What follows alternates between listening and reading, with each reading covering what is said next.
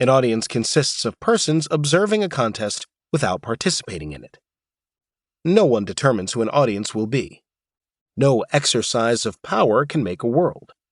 A world must be its own spontaneous source. A world worlds. Heidegger. Who must be a world cannot be a world. The number of persons who join an audience is irrelevant. So is the time and space in which an audience occurs. The temporal and spatial boundaries of a finite game must be absolute, in relation to an audience or a world. But when and where a world occurs, and whom it includes, is of no importance. An audience does not receive its identity according to the persons within it, but according to the events it observes. If the boundaries of an audience are irrelevant, what is relevant is the unity of the audience. They must be a singular entity, bound in their desire to see who will win the contest before them. Anyone for whom this desire is not primary is not in the audience for that contest, and is not a person in that world. The fact that a finite game needs an audience before which it can be played, and the fact that an audience needs to be singularly absorbed in the events before it, show the crucial reciprocity of finite play and the world. Finite players need the world to provide an absolute reference for understanding themselves. Simultaneously, the world needs the theater of finite play to remain a world, namely a world of admiring and envying spectators.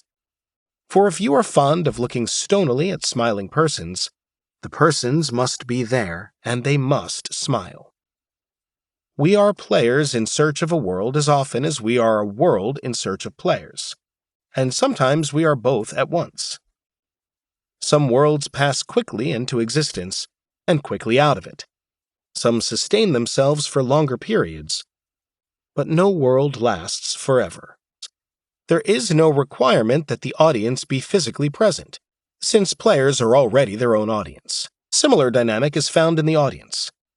When sufficiently oblivious to their status as audience, the observers of a finite game become so absorbed in its conduct that they lose the sense of distance between themselves and the players.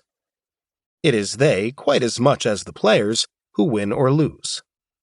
For this reason, the audience absorbs in itself the same politics of resentment that moves players to show they are not what they think others think they are. The audience is under the same constraint to disprove this judgment. When we ask where an audience will find its own audience, we discover the division inherent in all audiences. Each side of a conflict comes with its own partisan observers. Inasmuch as the conflict is expressed within the bounded playing of a game, the audience is unified, but its unity consists in its opposition to itself.